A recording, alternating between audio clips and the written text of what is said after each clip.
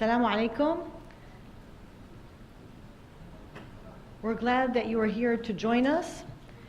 This is the 21st Century Interdisciplinary Science and Technology session. This is a special session that explores how scientists and social scientists are coming together to solve the grand challenges of energy, food, water, climate, and health. Interdisciplinary work is considered crucial by scientists, policymakers, and funders. Most scientists are aware of the term, and many will have used it in their work. But how many are truly engaged in it? Done correctly, it is not mere multidisciplinary work, a collection of people tackling a problem using their specific skills. It's a synthesis of different approaches into something unique. The best interdisciplinary science comes from the realization that there are pressing questions or problems that cannot be adequately addressed by people from just one discipline. An interdisciplinary approach should drive people to ask questions and solve problems that have never come up before. But it also can address old problems, especially those that have proved unwilling to yield to conventional approaches. Enough of the rhetoric, however. What about the reality? It is hard to deny that the scientific system, from funding streams and academic rewards to university departments and journals, does not encourage much overlap between disparate subjects. It is easy to set up a center for interdisciplinary research, but who will be prepared to join it? If governments, funders, and universities want to encourage more basic researchers to leave their trenches, then they need to make the no man's land of interdisciplinary a more welcoming place to build a career. The issue of interdisciplinary research is not only a wide world phenomenon, it is much needed in Jordan as well in the Arab world.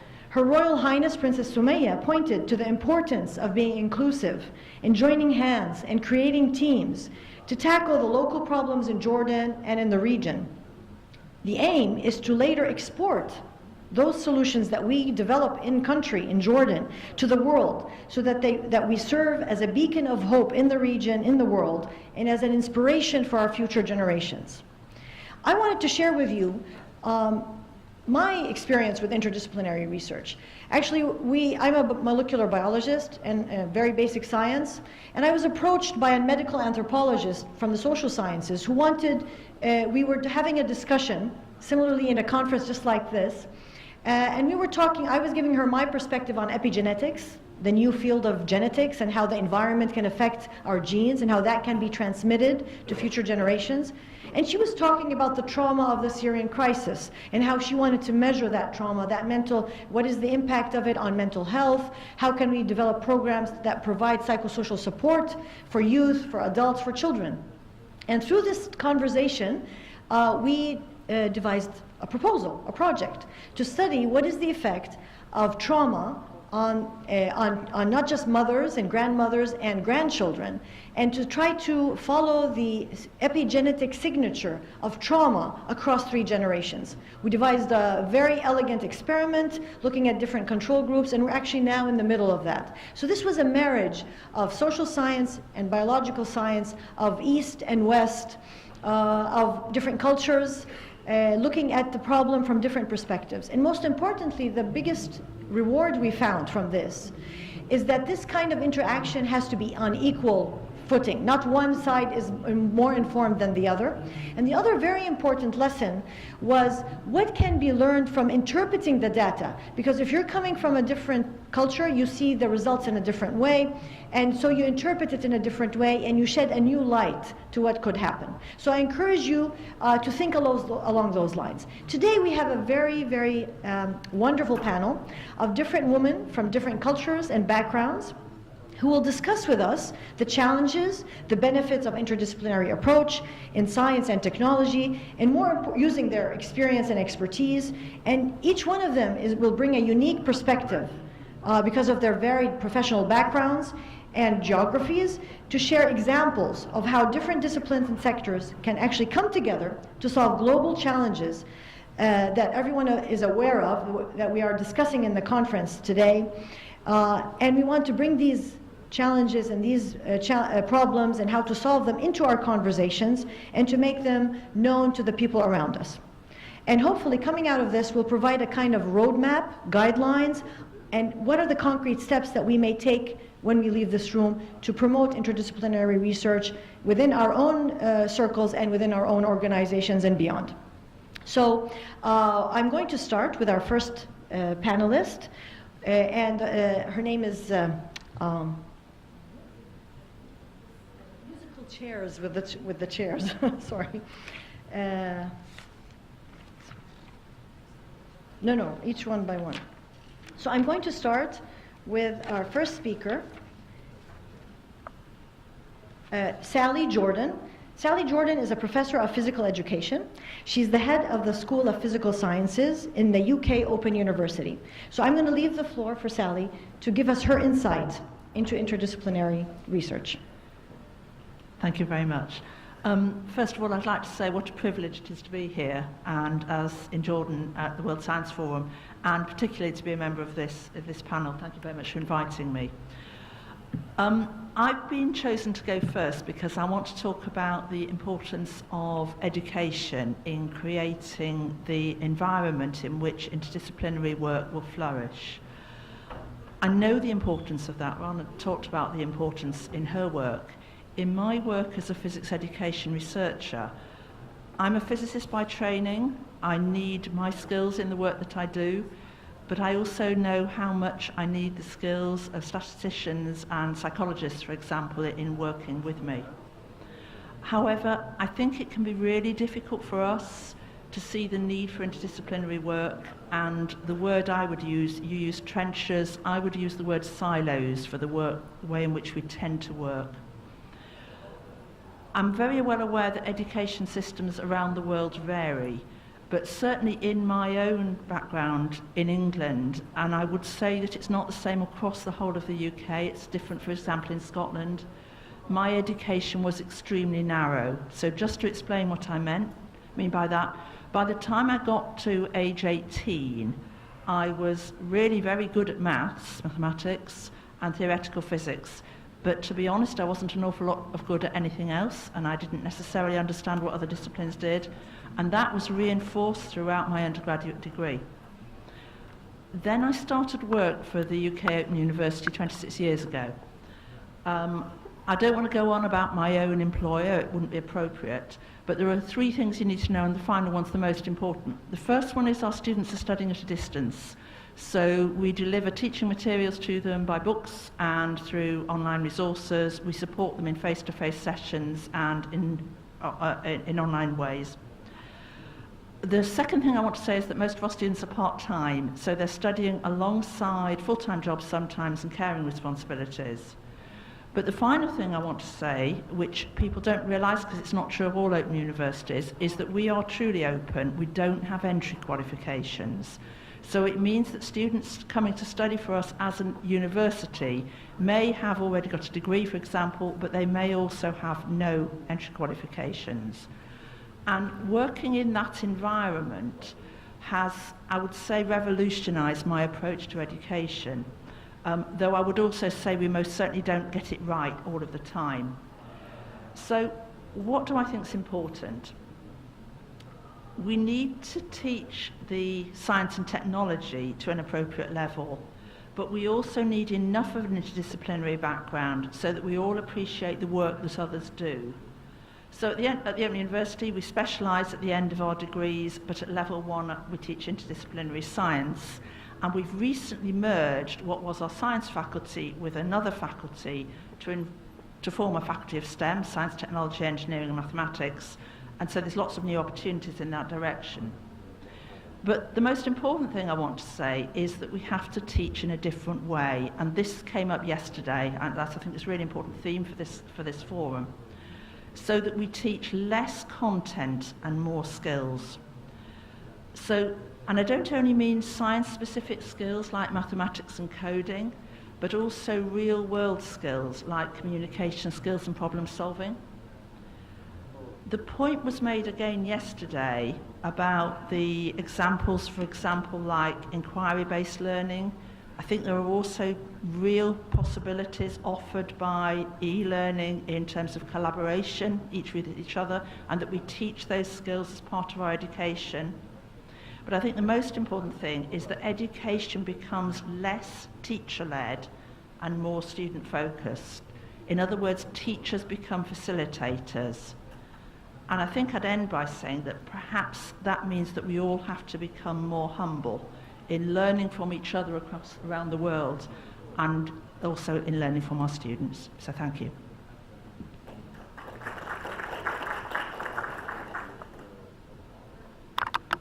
Thank you very much, Sally. So Sally gave us the intro into this roadmap of how to go forward by discussing the root cause and the root need of how to develop interdisciplinary approach. It starts very early in the classroom through education.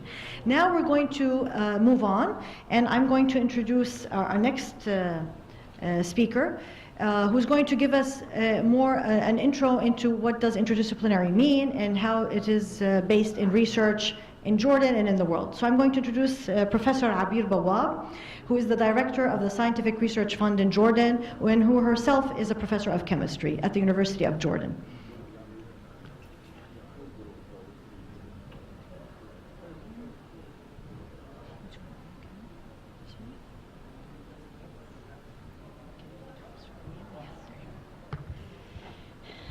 Bismillah ar-Rahman ar-Rahim. Good morning, everybody. It's my pleasure to be here and to share with you some of my experience in the area of interdisciplinary science and technology. But before I go with my case and my story, how I use different kind of science in my research, let us just go for a little and see what we do mean with the interdisciplinary science or research. When I look in the literature, actually, and in the internet, there is a lot of slides and a lot of information talking about this field. So I would like to share with you some of these information and slides just to open our mind and our discussion in the case that I will talk about it. So what's it's really this chart or this is diagram is show that we can think about different thought as a human being, as a researcher, as an educator. You can think about the music, the chemistry, the physics, and like she mentioned, the teaching and different kind of science. This is what we really mean by the interdisciplinary area. But for me, being a teacher before being a researcher, this is what really enhanced me in the classroom, to enhance my student to think in a different way than just one disciplines and one kind of science. So whenever we teach them, we try to develop a critical thinking skill for them, and this is really what it's all based about. We try to develop some critical solution, and this solution force us from the question to think in different area and in different position. But the biggest question that I raise all the time, does the scientist or the researcher talk enough and work together to solve the world's most pressing problem, or our own problem, our Jordan problem? We know in each area there is a different problem, a different priority for research. So yesterday in the opening ceremony, there was a quotation putting in this way: coming together is a start, talking together is a progress, but when we work together is really success. And this is what was focused in our session also. So our big challenge from all kind of research, from climate change to the education, to science, engineering, medical, water, energy, all kind of problem in research and in education raised together. That means that we have interface, or we interact with each other. If we don't interact, also to include all the social science, that means we are not giving the right solution to the problem that face us every day. So we will go with talking to define what really the interdisciplinary and how we can interact with each other, and what's the difference between the interdisciplinary and multidisciplinary. We can find in the literature a lot of diagrams that talk about the multidisciplinary, interdisciplinary, and also about the transdisciplinary. And I encourage everybody that interested in this field to go to go through them and really see how the difference. For me, I work in the research as interdisciplinary, but this is the many times I would like to go and define some concept to really know where I stand in that definition and in this direction. So you can find a lot of definitions that distinguish and to show the difference between different kind of terms that we use it and we work with it each time, but we don't know really sometimes the difference between them. If just we go with that, I will stand with this slide to say how we can do that. Are we really doing some interdisciplinary science? Are we doing some interdisciplinary education, research? How we can do that? My point of view or my way was through my graduate student, through the young researcher. But before we do all that, we have to be the example for them. So are we doing that example? Did I do that? Can I do that? And it's come by my research experience for my case study, where as a professor in physical chemistry, I am a specialist in colloid and surface chemistry, and I was looking for some kind of research that I do benefit for my country, to my field, and to little interact with other science. So I found myself doing some research in the conservation on some culture heritage site as interdisciplinary. And everybody was questioning me, why you get in this field? What does the chemistry have to do with the culture heritage, with the conservation? It's not your field. You have to step back, go back to the thing that you really know about it. But once I get in this field through one project actually, and by chance, I found it very interesting that the professor, even in any age, in any time in his career, or her career maybe, we can read more, we can dig more, we can have more networking with others. What I really found in that area, that our student would like that. And this is the future for our research. So let's see actually that chemistry have what to do with the conservation and with the cultural heritage. When I start that, I found a lot of people ready to work with me, ready to interact with me. Imagine that we have some people from engineering, from chemistry, biology, from physics, from plant experts. I have some work with people from agriculture, from everywhere, even with the development. And meanwhile, the social people are very important to be with us. Even we went to the documentation area and we found that we really need some painting, people to paint what really found in the conservation. Material science was very important. So if you look around these old pictures, in each picture, there was a student, graduate student, some professor, some young researcher encourage us and work us in this field. So I found a big group working together. And in the end, we can have a full project and a full output out of this all research. So this is basically my story with the interdisciplinary research. And I found this is very interested diagram in the internet. If we look, it's for all of us, it's elephant, but each one thing is different. But if they work together, they will have the full picture. And in the end, we still have a wonderful experience and with different science and integrate with each other to reach one goal, that to enhance and to solve our daily problem, hopefully. Thank you.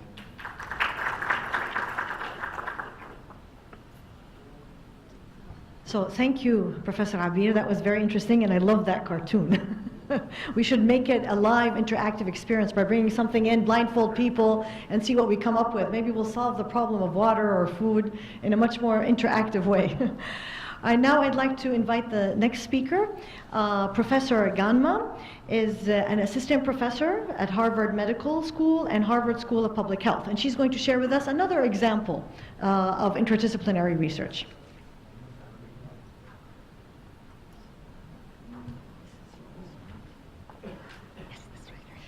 Thank you. So hello everyone, thank you so much for having me. When I was first contacted to come here and give a talk in Jordan, the first thought to me occurred was Jordan is the only country which fortifies flour with vitamin D, which is very relevant to my study population. The second thought was, oh my God, what I'm going to talk. So not until maybe last Friday when I met with Rana at the Harvard School of Public Health in Boston, I didn't clearly know what to talk. And Rana just said, no, just tell your story. So it's going to be easy, I think. The tricky part is that how I'm gonna fit in 10 minutes, so I don't expect you to look at the numbers at my slides. It's gonna be scientific numbers, some numbers. It's a story. So first, when it started, how it started. It started with cow, believe it or not. So I was interested while doing my PhD, what could the different breeding and feeding practices of modern milk and dairy products, what kind of change it can bring into milk, and what this difference or what this change in breeding and feeding practice can affect human health. So here you see the picture of cows. One is the Holstein milk, Holstein cow, and other one is Mongolian cow. They're very different in size in terms of milk contents and so on. So this is team where we started back in 2004, Harvard School of Public Health, pediatrician, epidemiologist, nutritionist, and so on. So we did two small studies. One is Boston, another one in Mongolia. We basically wanted to see how drinking milk can affect hormone levels of children, prepubertal children. And we saw quite consistent results. I mean, kids who were in the milk had higher levels of IGF, growth hormones, growth hormone binding proteins in both studies. But we also find out there is a severe vitamin D deficiency in our Mongolian school-age children compared to American kids. As you can see, there is a red line where the low normal level vitamin D is 20 nanogram per milliliter, and you can see that majority of the kids were below of this level. So we have conducted larger study involving 750 kids, having them to take vitamin D supplementation, vitamin D fortified milk from United States, as well as different interventions. And at the baseline, we saw that, again, mean level were very low and almost everybody were severely vitamin D deficient, where in Boston or United States, you would put these kids to the treatment. So after giving vitamin D supplementation, low level 300 IU per day, you can see that vitamin D level dramatically increased. And, but there still were some deficient people there after the intervention. So that's all good and well, but what is the functional outcome? So we invited more people into the team, having specialists for instance, for growth and development, for biostatisticians, respiratory doctors, clinicians, you name it. And we saw that functional outcomes were very different as well. So if you give them vitamin D fortified milk, the respiratory infection would halve, which is the major disease and mortality in Mongolian case. It would also help with kids with winter-related atopic dermatitis, eczema. It helps kids with TB infection tested by tuberculosis skin test, TB patients, adult patients, their mothers, and so on. So we also involved some molecular biologists, very basic scientists. We ran this study, antimicrobial peptide in University of California, Los Angeles, and we saw that it really does increase immunity. Antimicrobial peptides has exponentially increased with vitamin D supplements. And then we switched to a much larger trial. This is one of the first trials involved to test the vitamin D effect against TB infection. We screened about 10,000 kids in Mongolia to enroll only healthy kids to see whether it will prevent against TB infection. And as you can see, our kids now are in all across in Ulaanbaatar, which is a capital city of Mongolia, in countryside as well. The other thing we find out was that there's a huge or high prevalence of active TB as well as latent TB in Mongolian kids. And the number we found out was 3 times higher compared to the nationwide data in Mongolia. So we also identified the risk factors, and you would think it would be easy to do public health intervention once you have the numbers, right numbers, for the prevalence, for the incidence, risk factors, you do the public health interventions. But no, it's not that easy. Even though we had all biostatisticians, clinicians, doctors on the team, epidemiologists, nutritionists, also anthropologists, molecular biologists, and so on, it's hard to come from outside to the country and to tell what to do in the country unless you really do interdisciplinary work with the scientists, with the group there who really work, with the National TB Program, with WHO, with global funds, with whoever involved in TB nutrition in the country. You have to really make a good team in order to do public health interventions and do prevention. Which means that we had to involve many people. For instance, Prost from Harvard University, Professor Elliott visited the country. He met with Ministry of Health, Ministry of Foreign Affairs, Ministry of Education. He said that yes, this is a science, this is the data. Harvard is behind of this study. We supporting this study, this prevention, this campaign, this forum, and we are involved and we're committed to the health of Mongolian people. The high level of parliament members, receptions. We also had to involve the stars, a ballet player, for instance, this guy down there. He's a Boston Ballet soloist, dancer. So he also came and said in the public that we are committed to this study. We will do this public health intervention, and then you have to detect, all these people from art and science, as Abir said, many field workers and field people were involved into this. So finally, we signed agreements with Ulaanbaatar city, with the district hospitals, with the Harvard Medical Schools. We started and become the part of something called Zero TB Mongolia Initiative, which is the one part of the bigger initiative in Harvard Medical School. They're doing this to treat and to prevent all forms of TB. It doesn't matter it's a developing country, developed country, how large or how small the country is. So there are some countries there involved is Lima, Peru, Pakistan, Karachi, Chennai, India, Voronezh of Russia, Tomsk, and now Mongolia. And because Mongolia is such a small population, 3 million people, and half of them live in the city, the Harvard Medical School and then the team behind committed to show that Mongolia can be a model of zero TB cities in the world. Okay, next. So 2 minutes, and what I would like you to get out from this is that we really need to involve many people, many scientists, not only scientists, but art people, the celebrities, the public figures, the policy makers, decision makers, NGOs, non-NGOs, government, non-government representatives. And that this kind of forum really does help to achieve this. And I really admire the royal family here, as well as I think I cannot help but feel a little bit jealous that they're such supportive. They're doing such a great forum here, and there's so much to be can be learned from Jordan, even though they keep saying it's a small country, small everything. Thank you so much. Thank you very much. And I think Mongolia is a small country as well, so I think we have a lot in common that we can learn from each other and build relationships, and hopefully this will be the beginning of a relationship between Jordan and Mongolia about wheat and fortified vitamin D and so on.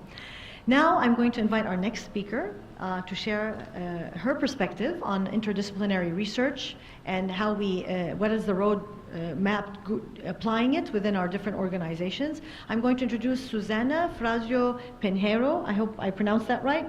She's the Director of Healthcare Management Initiative at the University College London. She's also the Scientific Advisor at the Blavatnik School of Government, University of Oxford.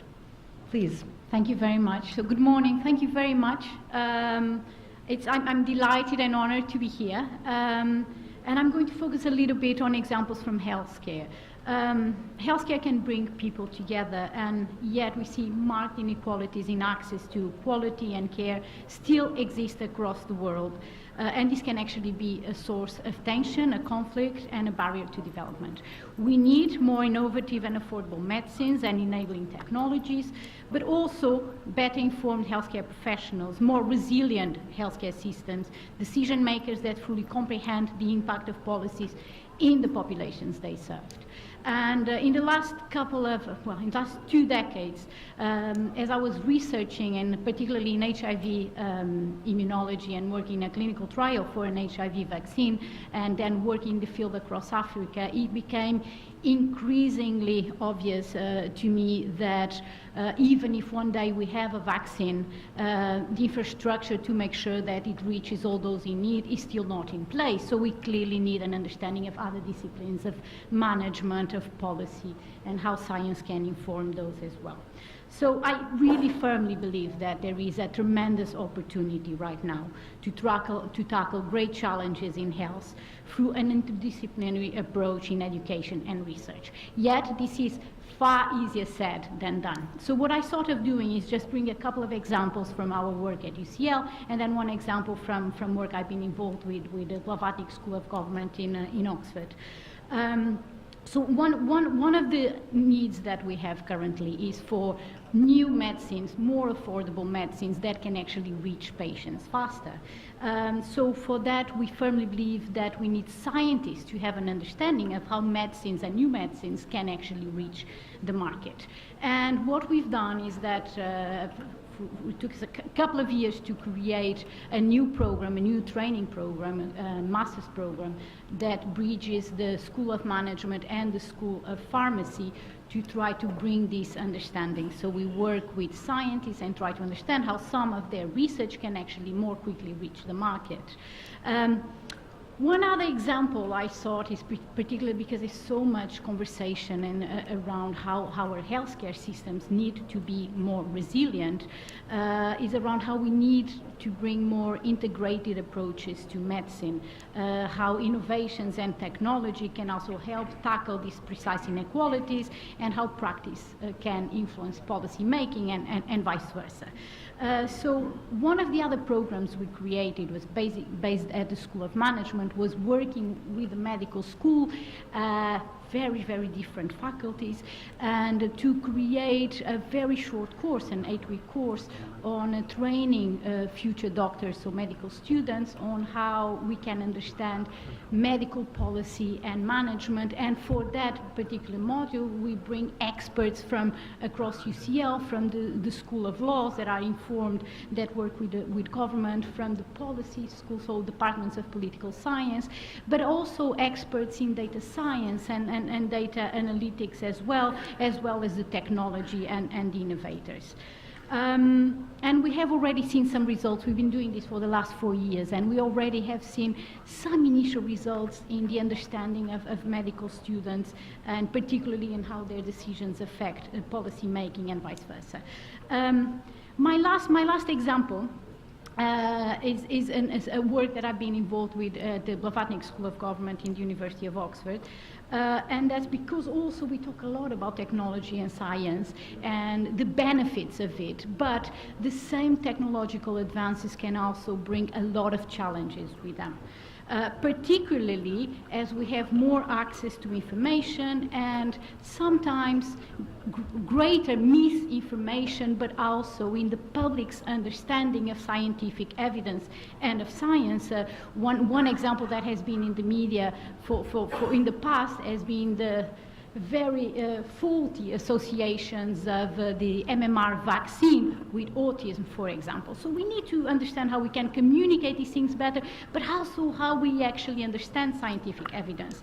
So at the Blavatsky School of Government, we created a short course, it's a term course, to discuss and train both government officials, scientists, NGO workers, international organizations workers in the understanding of scientific evidence and how it can actually best influence public policy. Do I still have a minute? Thank you. So from these 3 examples, what I sort of doing is just try just very briefly discuss what challenges we encountered and how we have gone about to try to overcome some of those challenges. I think it was already very, very nicely mentioned that academia tends to work in silos, and I think this is very much true across the world, and this is a particular challenge when one is based in a particular faculty and trying to create education and research across other faculties. For example, management and life sciences and medicine are quite different. The perspectives of people are quite different. The language that we use is very different as well. But also different disciplines tend to look at the world differently. I don't think this is a problem. I actually think this is an opportunity. And some of the things that obviously this takes some time, but some of the lessons that I have personally learned is that it's so important, and maybe I'll just boil them down to 5 very briefly. Very important to identify key people in key faculties or key organizations, find something in common, and basically take that first step. And then from that first step, to listen. It's common sense, but it's, I think, more true than ever nowadays that we need to listen. We need to understand the perspectives, we need to understand the language, but we also need to understand the motivations behind people. And then the other thing that I think is particularly important is to also embrace doubt and uncertainty. Doubt and uncertainty advance the search for knowledge. They should not be a source of tension, but they should again be seen as an opportunity. And in that, what we also created in our programs, in all of our trainings, is an environment when we can truly debate issues from the insights of the different disciplines as well. And lastly, just learning. We're constantly learning, constantly adapting, and education and research really is a very dynamic process. So thank you very much. Thank you very much. That was excellent. You put your finger, I think, on a lot of things and gave us ideas going forward. And I think one thing you also mentioned is the media, the importance of science communication. That's a very important point that we can see it today in the conference as we go on. As you can see, we're sharing a lot of stories. You know, telling stories is very, very powerful. That's how we learn. And evolutionary, we evolved as a species to be storytellers because it must be somehow instrumental to our survival. So I'm going to introduce our next panelist, Dr. Layan Utay. She's a consultant obstetrician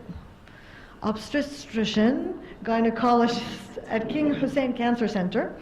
She owns her private clinic, and she has actually established the first multidisciplinary polycystic ovary syndrome setting or clinic in the region. So please share with us your perspective. Yeah, good morning to you all, and thank you for allowing me to share this experience with you.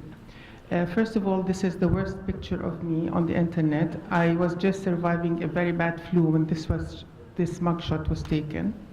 The other thing, I produce, the obstetrician, what we normally do is produce newer generations so that they can become policymakers and lecturers and etc. So like Rana said, I'm a gynecologist with a special interest in polycystic ovary syndrome. I'll explain in a minute what that means.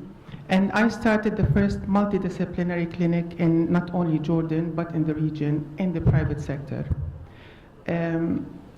Polycystic ovary syndrome is a very common syndrome. It affects 1 in 5 women, if you're talking European statistics, and it affects 1 in 10 if we're talking American statistics. It's a chronic disease, which means there's no cure. So you will have the patient coming over and over and over to you. And as the name implies, syndrome means it involves more than one organ. So the disease itself is a multidisciplinary disease, if we can call it as such. The idea actually for me to start the service came from after reading a study.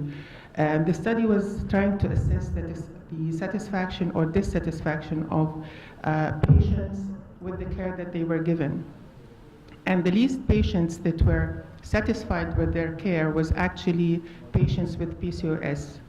And the number one reason they cited for this dissatisfaction was the lack of communication between the different disciplines looking after them. And if you remember, if you keep in mind that patients with PCOS are most commonly or oftentimes they're diagnosed at early teens, in their early teens, okay, and early 20s. So we're talking about a young patient who does not really have the time to keep going from one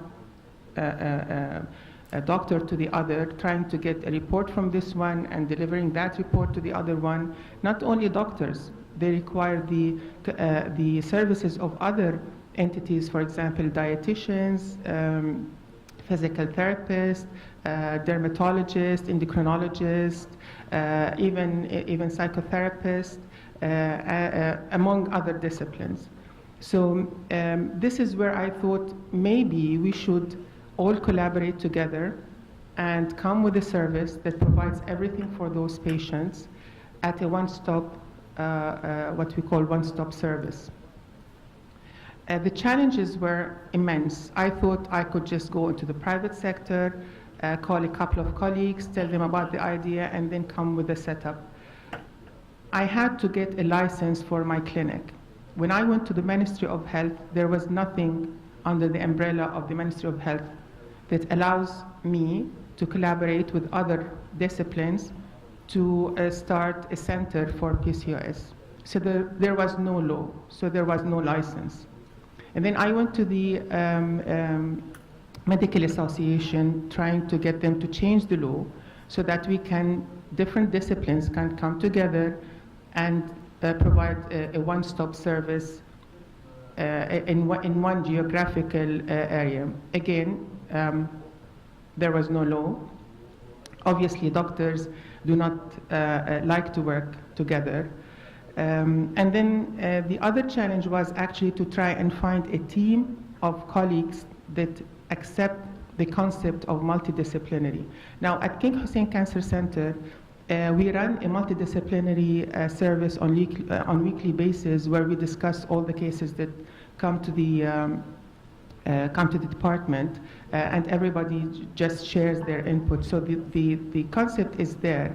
But when you talk about the private sector with big egos for doctors, the idea of someone telling them that what they're doing for the patient probably is not the best thing, and you suggest doing something else was not very acceptable to them. So coming up with a team was also difficult because not everybody likes to share their work.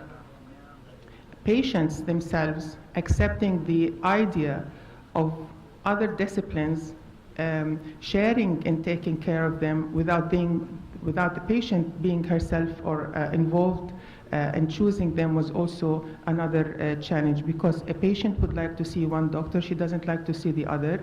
And if you tell her, like, you have to see someone else, it's like, why am I doing this? Why you're consulting somebody else?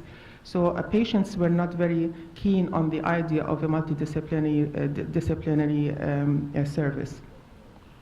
To me, the advantage actually was, I don't want to keep talking about the negatives of the experience. On a positive note, as doctors, oftentimes we feel like we need our safety net. So sharing the experience or decision making with somebody else lessens the stress that we have when it comes to, am I making the right decision? Is this the right decision? So actually you have your back covered when you share your experience with other doctors. It provides continuity of care for the patients, because if I'm not there, she can go to any member of the team, and then everything will work as it should, because everybody is on the same page. Everybody knows what she's taking, why she's taking it, where she is in her disease, and of course, this would provide a better medical care for the patient. And I think that the most challenging part of the whole experience was to try and convince people that working together does not necessarily mean that you are better than for example, a nutritionist, because how dare a nutritionist tell a doctor that they should stop this medication? Or how dare a therapist tell a doctor that what they're doing is not in the favor of their patient? I think when it comes to working together, it's an ego issue. Oftentimes people feel insecure if their decisions are being discussed by others, and oftentimes they take it personally on a personal level. So if the mentality, like we said, like Dr. Sally said, if we start changing the mentality early on, we will have a generation of researchers and physicians or whatever profession they decide to be accepting the fact that they don't know everything and they cannot control everything. And then working together is always a good thing to do. And like they say, it takes two to make or break a marriage. So it really takes a team to look after one patient, namely a polycystic ovary patient. Thank you. All right, thank you very much, Dr. Layan. You gave us insights. You were highlighting the challenges in policy that were affecting doing interdisciplinary research or work, and the challenges we face at that individual level, which is a great introduction for our next speaker, Dr. Reem Bseso. She's an advocate for emerging technology and education, supported by national policies to create economic growth and job creation. She was also the former CEO of e-learning World Bank Initiative, which was based in Washington, D.C. and has offices in 35 countries. And she's a chairman and a member of the advisory board for a number of organizations in different countries. Please, thank you. Thank you for this introduction. If I may add that among the titles that I have, I'm very proud to be an advisory board member of Global Thinkers Forum, who organized this session, so thank you. Now I guess it's up to me to dot the I's and cross the T's. We have talked about intra and interdisciplines and sectors. How about an overarching national knowledge-based policy for economic growth and job creation that brings all of these together in harmony in a formula that would really be a win-win situation. When we talk about an overarching knowledge-based national policy for economic growth and job creation, people are going to say, really? And I would say yes. Look at OECD countries. 25 strongest countries in the world are actually making more than 50% of their GDP from knowledge. And I truly believe that education and science are truly the ways to peace, because when you talk about economic growth and job creation, you're talking about livelihood and you're talking about people who are more satisfied and hopefully peace. This encompasses, of course, e-services, e-products, and knowledge, and I won't go into examples because of the tight time, but I'm going to start by producing the World Bank model. How do you build a knowledge economy national policy? And we're going to build it right now together. Think of a tabletop. This is our knowledge-based economy, but this tabletop is flat on the ground, and we have to lift it up. We need 4 legs. What are those 4 legs? The first leg is socio-economic regime, which means it's a very sturdy platform on which all the sectors are built. And there you can throw in all the fancy words that you like and you have heard. We're talking about accountability, transparency, rule of law, good governance, e-government, right for information, database, record, etc. And that is why we will not have, and once again the famous word of today, silos. We don't want silos. The second leg is education. according to the World Bank, but I would like to call it human capital. Why? Because education is no longer among walls. Education is inside, outside institutions, it's formal and informal. Then comes the third leg, which is innovation, which encompasses S&T, science and technology. Some people call it R&D, research and development, or RDI, research, development, and innovation. Once again, innovation is not something in a university lab, and as it was said yesterday by Mr. Kaku, science can be done on a kitchen tabletop. So innovation has to be a cross-cutting issue. And if you notice in this formula, out of 4 legs, 50% go to, the fourth leg is ICT infrastructure. So if you notice, 50% of the knowledge-based economy is actually made out of science and innovation and technology. But mind you, this means that the 50% of the table is something else. That's why science can never make it on its own. Let's talk about making it a stronger table. So what do we need to make it stronger? We have something called knowledge transfer channels, absorption, retention, enablers, inhibitors. What can make it stronger? In a study I did for the World Bank and European Investment Bank, we studied the knowledge transfer channels, which means it's a push button. If you push it, you get your knowledge based economy.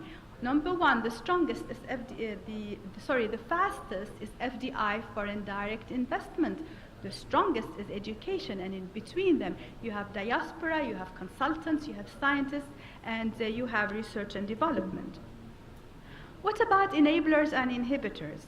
In 2003, I put Jordan's first ICT in education strategy, and I dare say we succeeded in pumping fully enabled students, more than 2 million, into the stream. But the question is, did we budge the GDP? No, I don't think so.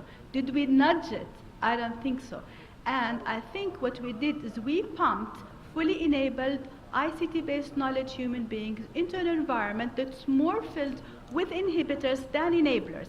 Let's talk a little bit about enablers and inhibitors. Think of a 10-year-old child who was playing at his computer and created an online game which instantaneously put in his bank account or his brother's bank account $1 million. What is the government going to do? Book him for money laundering? And the second example, a frugal science. We have a farmer in a remote area. He doesn't know how to read and write, but he came across a hybridized plant, and once again, this is my biological side, that is highly tolerant to drought and salinity. And as you know, in Jordan, we are over pumping from groundwater, so regarding saline. And so, do we have a system in place that recognizes this person, or does this person know that there's a system in place through which he can get his rights and commercialized and nationalized, so everybody wins, namely the GDP of the country that gets it. And when I talk about IP rights, I cannot talk enough about them. Actually, one of the 2 main inhibitors which did not render effect out of our educational outputs are attributed to lack of IP rights and ease of opening new business.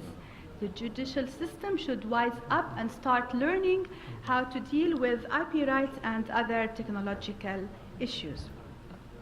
Now, science has a beautiful opportunity to gain of what is going on right now, OER, Open Educational Resources. I was invited by the US Department of State. I went to MIT, I went to Stanford, Hewlett Foundation, Google, etc. And it means that if I were a professor in MIT and I dreamt about an engine that is sort of saves energy, and I put it online, anybody around the world can have this kind of knowledge. There's something else that we can add to OER. It's CC, Creative Commons licensing. How many of you wrote a paper online were hesitant to publish it because of rights? Now you can simply go to Creative Commons, which is a non-profit organization, and you can actually say, I want my paper to be attributed to me.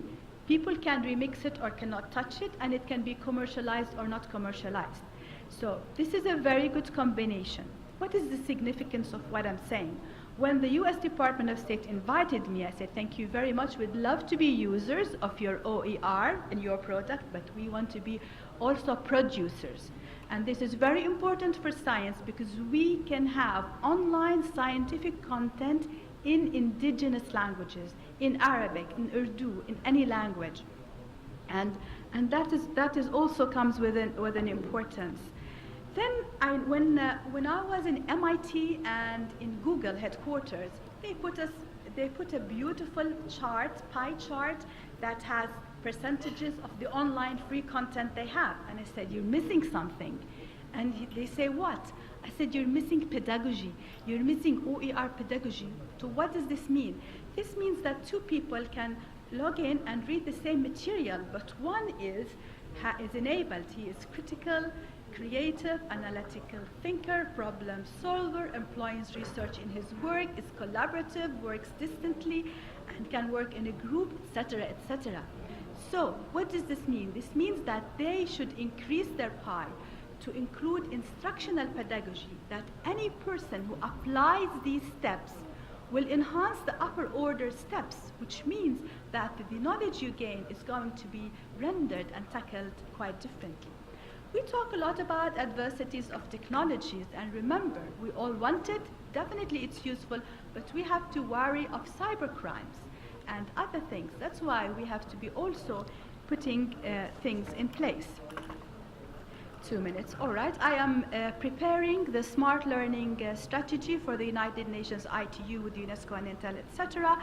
My favorite quote is for Secretary of State Riley, who says, we're preparing generations for jobs and skills and technologies that are not here yet. And echoing Kaku's yesterday's new technologies, I would like to read a quote from Murad Sonez, head of the Center of the Fourth Industrial Revolution and member of the Managing Board of the World Economic Forum, on the top technologies to make this year's list. I'm not even going into the future. We're talking liquid biopsies, harvesting clean water from air, deepening learning for visual tasks, liquid fuels from sunshine, scientists think photosynthesis, human cells atlas, precision farming, affordable catalysts for green vehicles, think zero emission technology, genomic vaccines based on genes, sustainable design of communities, and quantum computing. And with that, I leave you. All right, we have a perfect set of panelists. We're on time. I don't think anybody can claim a better timing than we have. So thank you very much. And I want to comment on what you shared, Reem. First, I forgot to mention that Reem's background is actually biology. So I think biology provides you a wide perspective of looking at the world. And she highlighted not just the inhibitors, but actually the opportunities going forward in interdisciplinary research in the 21st century.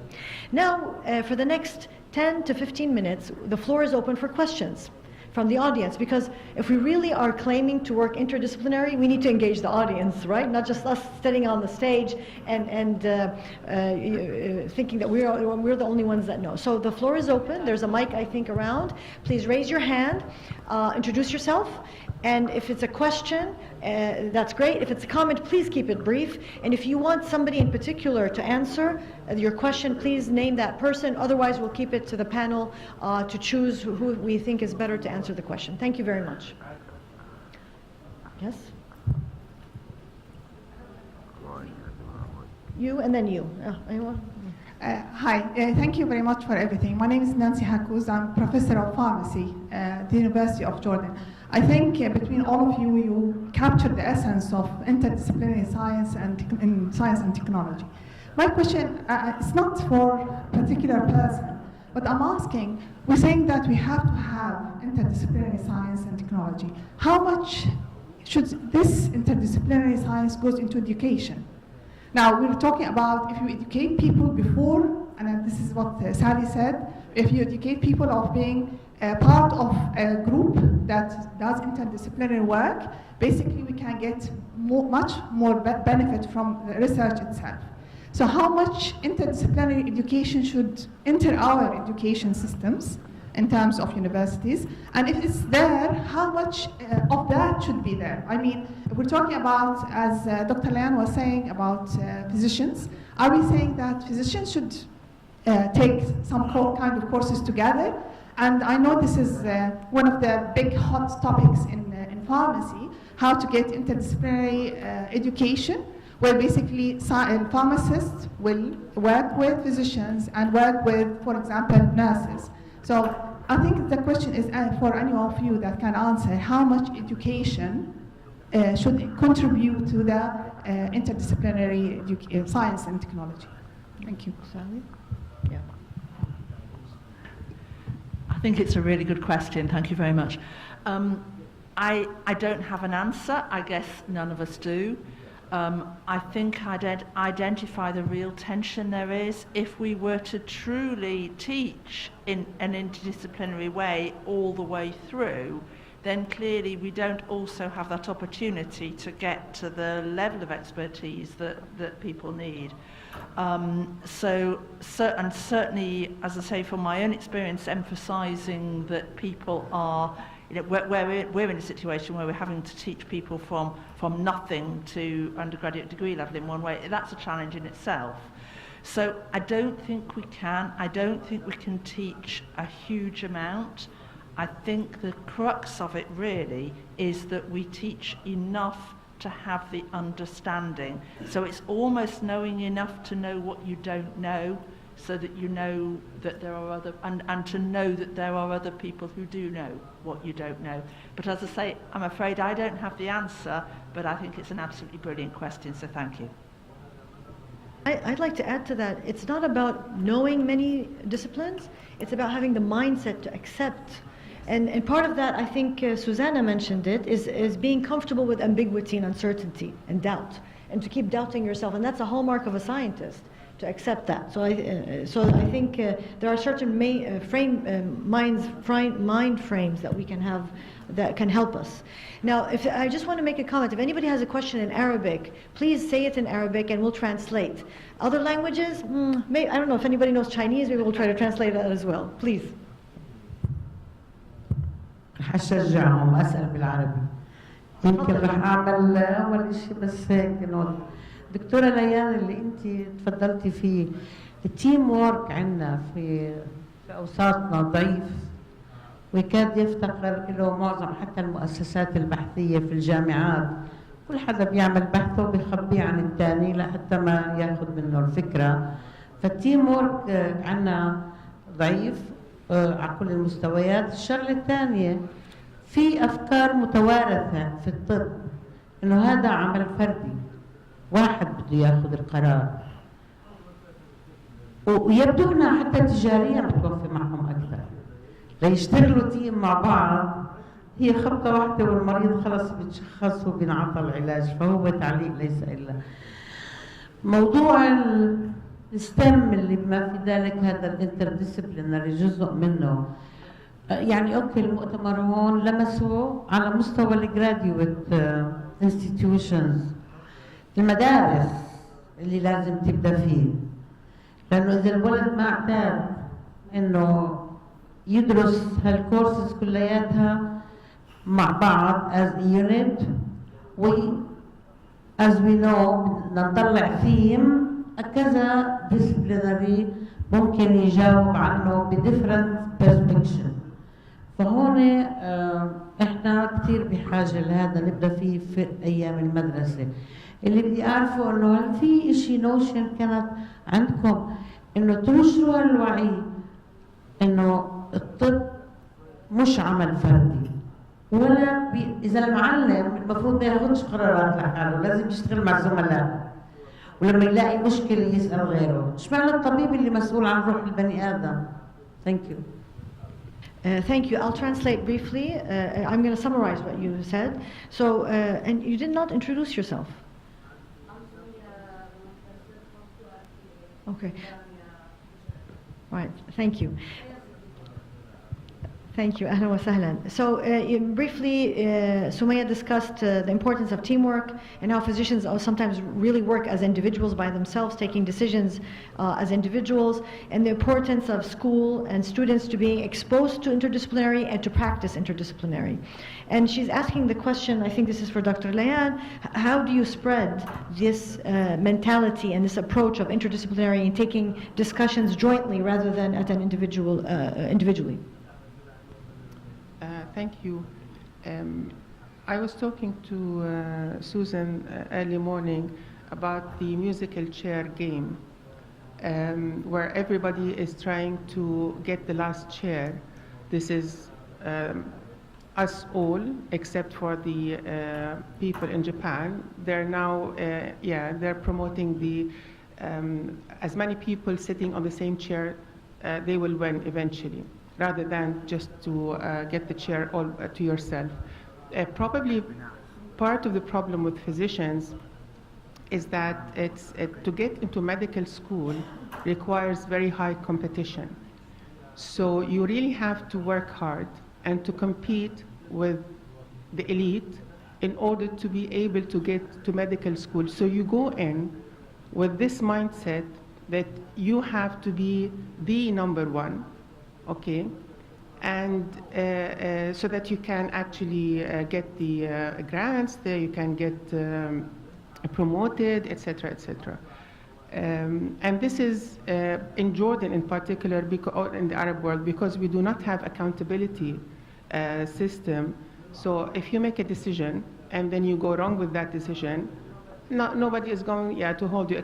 It's not nobody will hold you accountable, but you can have the medical association and the Ministry of Health. But oftentimes, you're supported, because if the other guy gets his decision wrong, then you need to support him as well. Okay, it's favors. I think part of the issue is to have a system that holds physicians accountable. And once this happens, trust me, we will start consulting each other, so that if something goes wrong, I can always say, like, I consulted this doctor and that doctor. So yes, we do come with a very competitive mentality. We don't like to share. We don't like to be members of a team. And this applies more to surgeons. They have an ego like this. You can just, I don't know how they carry the ego they have. To give you an example, when I first started working for KHCC, we had the doctor of pharmacy. She was working with us as a member of the team, and then the first very round, she went out crying in tears, because every time she tried to make a note or suggest something regarding the medications, which she's more than likely, she knows more about medications than us. The chief attending was like, you don't question my orders. If I want to give her this medicine in this dose, then this is what happens. Now the mentality has changed, because now we actually go after them, begging them to sort out the medications for our patients. The mentality is changing. Yes, in the practice that I started, we are actually planning or hoping and working to try and change the mentality. You can still make money, trust me, but at least you have to, this is not what medicine is for. If you're in it for the money, you're in for a big surprise. But yes, we are actually working and trying to disseminate the concept of multidisciplinary, starting with the Ministry of Health, trying to change the law so that if people want to get a license from, where I got my license to start the clinic? From the Ministry of Commerce. I'm registered as an NGO, as a company for whatever medical issues. This is where I got my license from, not the Medical Association, not the Ministry of Health. So we're trying to work to change the law, and it is actually, there is some progress in that aspect. Policy is important. Thank you. And who else would like to ask? I'm going to go to this side of the room and then come back, just to be fair. Yes, sir?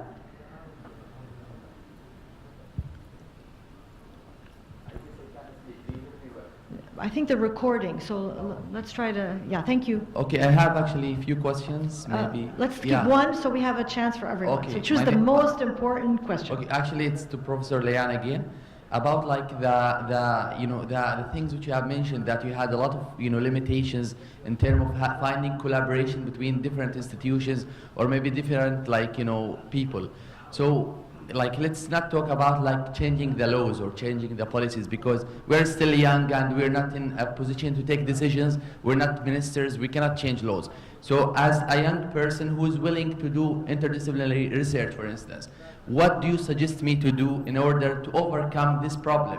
I really want to do, for example, research with the center where you work, King Hussein Center for Cancer. However, I really kind of, had a problem getting, like to somebody there who could help, like in terms of like sharing data, where I can, just start doing some research. We're not asking for money, we're not asking for anything. However, we're just asking for collaboration where everybody will get benefit out of this thing. So what do you suggest, like from your perspective as a person who's not, in a higher level, who is not a minister, how could we solve this problem in your point of view? Thank you very much. Briefly. Briefly. Actually, research is one of the big issues with the young generation. At King Hussein Cancer Center, you are allowed to go in. You can just go there. There's an office. You can just go in, submit your CV, and submit your proposal. You have to have somebody from the institution to sponsor you. It does not mean that they have to sponsor you in terms of giving you money or whatever, but to allow you to have access to patients' files, because confidentiality is a big thing there. So some institutions, yes, they are allowing now people from outside the institution to come in.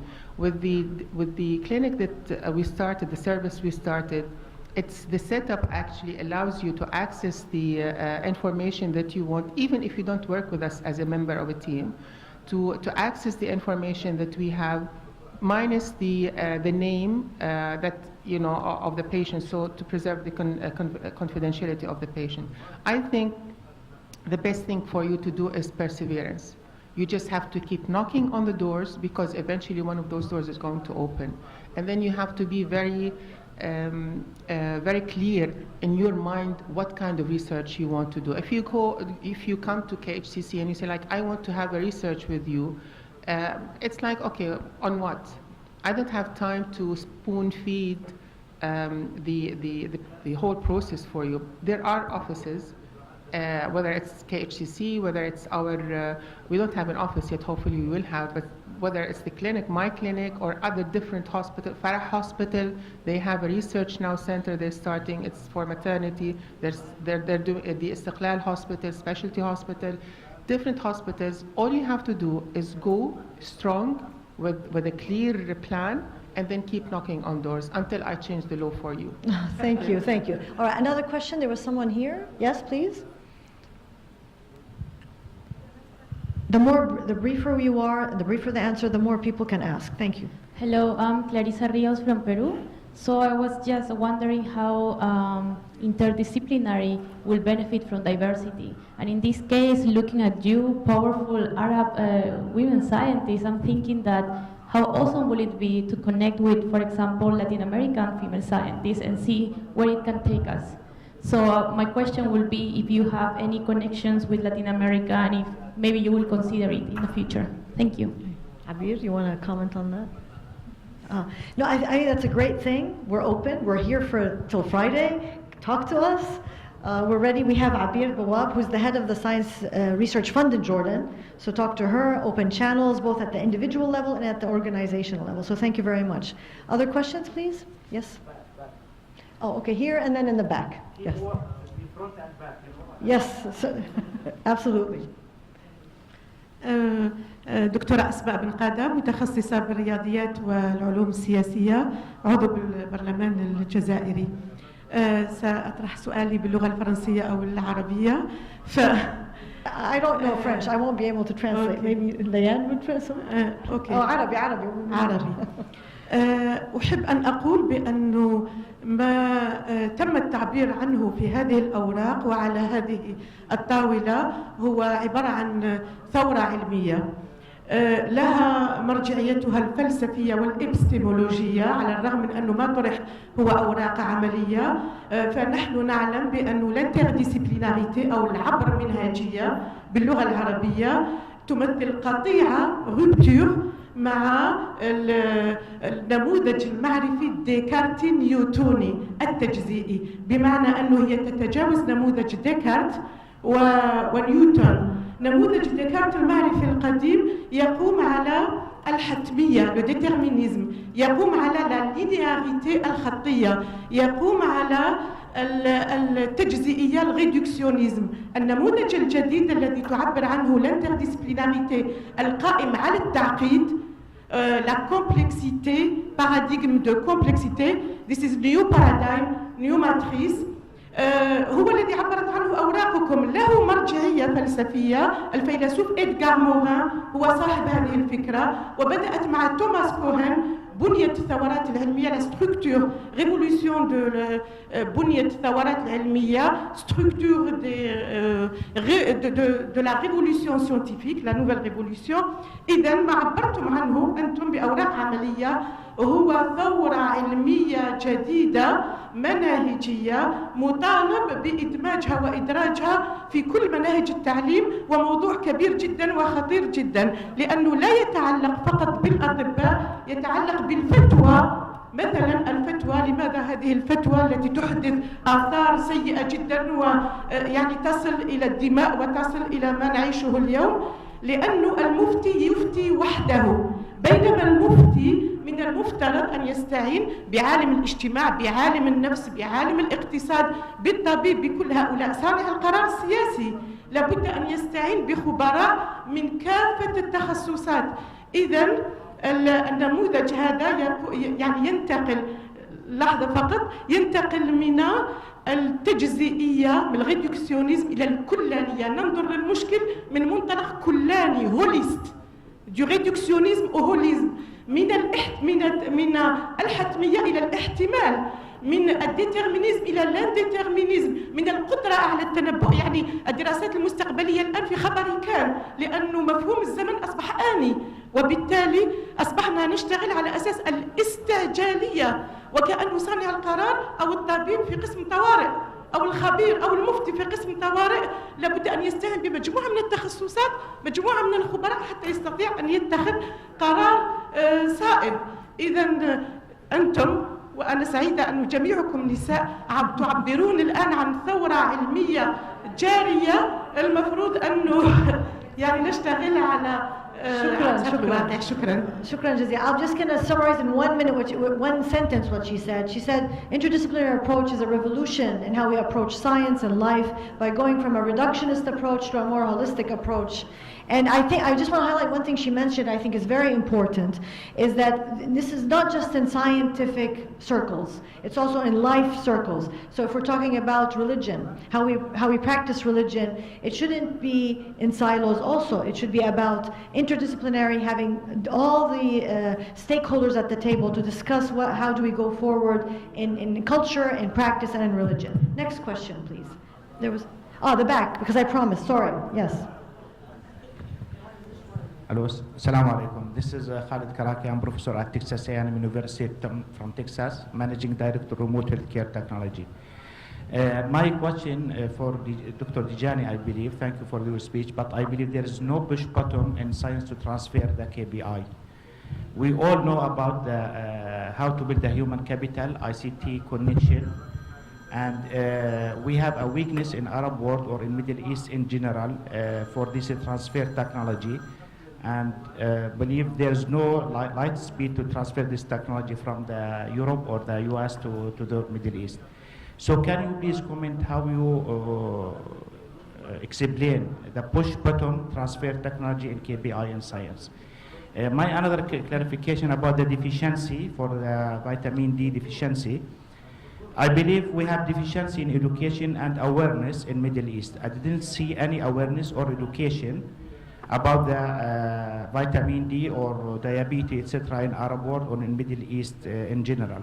So deficiency lead to deficiency, and if we have awareness, it will help many people in Middle East. Can you explain more about what's the plan for education and awareness system in Arab world? Thank you. All right, so Reem, if you want to answer that question, education in Jordan, Arab world, does anyone want to comment on that? I'll take that. And Layan, you want to comment? But very briefly, because I want to take we'll have the last question before we wrap up. I'm going to answer your question in two parts. Part one, just a quick story. I went to Aqaba, the electricity company. I told them I have free technical assistant from Holland. What do you need? And they said we import natural gas from Egypt, 40 bar, they reduced to 30 bar up until we can reduce it to 7 bar so we can go through the pipeline so we can use it. And they were chit-chatting, and suddenly they said, we pay $1 million to the company in Germany who comes and maintains the system. And I said, what? And I said, okay. I called Holland, I got an expert, he taught them how to do it, and they saved $1 million per year, which means that Germany was cashing on the knowledge, 1 million, that's one company in Germany, and this is part of the FDI, the bigger picture. And Jordan saved 1 million by getting the knowledge. Now, in part two, remember, it's a very tight time, but if you visit academia.edu and look up my name, Reem Seiso, there is a 100-page document that spells out the knowledge transfer channels, definitions, absorption, retention, and actually there's a whole section that doesn't have time. It spells out in the international literature, in the MENA region, and in Jordan, all the gaps that we face in research and development, and the recommendations. And my email is over there. If you still have questions, I'll be more than happy to respond. Okay. Dr. Leanne? Regarding the awareness and education about vitamin D deficiency and other medical issues, there are actually societies, especially in Jordan. The Jordan Osteoporosis Society is very active in raising awareness. There's the Jordan Menopause Society as well, which I chair. We're also very active in raising awareness regarding different issues. The diabetes, there are activities actually for the public all year long. I have to say that they're mainly focused in Amman. We're not allowed to go outside Jordan. There's always the money, the funding. Yani we can only do this amount of work. Regarding the polycystic ovary syndrome, we just started a new society. If you're willing to fund us, we're more than happy to receive the funds. Actually, to raise awareness regarding the disease, which is a chronic disease. So yes, we're trying to do, maybe it's a very humble effort, but we are conducting, especially on vitamin D and osteoporosis and diabetes, hypertension, chronic, all the chronic diseases, smoking, anti-smoking. Right. So hopefully we'll do a better job in the future. Thank you. Comment from Professor Ganma? Yeah, very quickly. So I think there was a lot of questions how interdisciplinary research can be incorporated to science, education, among the practitioners, healthcare providers, and so on. I just thought very quickly that, I think it's also very different from the setting, developed versus developing world, and something in between. I think United States has very great, a success story with the grant writing. All the faculty are supposed to write grant and fund their own research as well as the salary, as at Harvard, for instance, and you do really have to have interdisciplinary research team in your research grant in order to get funded to show that you can do this study, and it has to be really practicable, applicable, and accountable. So I think this is one good idea to think of for Jordanese or for other as well. Thank you. So because of time constraints, we will not take any more questions. However, we're going to wrap up in 2 minutes or 3 minutes. If anybody has questions, you can talk to us later outside. We're here till Friday evening. And then you have our emails to continue the conversation. I just want to highlight one of the things that was just mentioned in your question at the end, that we were looking at, we're talking about interdisciplinary, between sciences, between disciplines. I want to highlight another kind of interdisciplinary. Each one of you as a scientist can play a role in making a difference in their local community by identifying a challenge in that community, and you as a scientist, as a physician, as somebody who is well prominent in their field, can actually be a leader, a role model, where the community can look up to you to develop a solution for a local challenge. And I'm going to give a very little example. I'm a molecular biologist. I have a lab. I teach at the university. But I identified a challenge in my community that children don't read for pleasure. So I developed a program called We Love Reading to address that challenge. It's very interdisciplinary. It has nothing to do with my field, yet I was able to go into another field, and actually when you cross fields, you come in with a fresh perspective. When you're in the field, you become so narrow-minded. You think everything's impossible. And when somebody naively comes into the field and says, why don't we do that? And then nobody thought about it because everybody's so deep in their silo. So I advise you, encourage you to look outside your comfort zone, outside your lab, outside your classroom, your workplace, and see what is around you, a challenge that you can actually go and take and make a team. Call people to work with you to do that. Or create a competition for scientists to actually do social work, social enterprise, using their skills and expertise to help solve the big problems. Now, I'm going to close by asking each of our panelists to give us one lesson that you could take forward as you go home today. And let's start with Abir. I think I will repeat some of my slides, saying that we, in order for us to do interdisciplinary, we should have a research group. We should work with each other in the same field and then export to the other fields. And we should set an example for our students and for our children. We should stress on the successful story and the good communication among each other. We cannot just advise our students, our children to work with each other if we are not a good example for that. For them. So this is my word. Thank you. Sally. Mine's quite similar. I went first because it was decided that education is where it all starts, but educationists can't do it all. We've very much talked about within research the fact that sometimes we're looking to measure very narrow things and the importance of making that wider. We need to work with policymakers. And I think that much as we've talked about interdisciplinary between different disciplines, I think it's the importance of good communication between different people in different roles. So that would be my one thing. Thank you. Leanne. Yes, we have a quote in Arabic. It's called "الجنة من غير ناس ما بتنداس," which translates into you can't enjoy paradise all by yourself. You have to share paradise to enjoy it. So it's all about teamwork, it's all about modesty, it's all about knowing that there's always somebody else who can add to the perspective that you're actually working on. You're not alone. Working in a group is much more enjoyable. Reem. My comment is addressed to this young gentleman who just asked a question. And when I always present in conferences on policy level, they ask me, who is your audience? And they presume that I'm going to say policymakers, but no. The audience has to be a mixture between entrepreneurs and policymakers. Why? Because neither one knows what to do. The interpreter will inform the policymaker what he or she wants, and the policymaker will also be informed on what is needed out of him to do. Therefore, you are the young person, you have actually the energy and the power to change the laws, not us. I did change few laws in my time, but believe me, I won't go over it again in my age. So on the contrary, you are the perfect person to change the laws, and we trust you and we depend on you. So thank you. Thank you. Susanna. Thank you.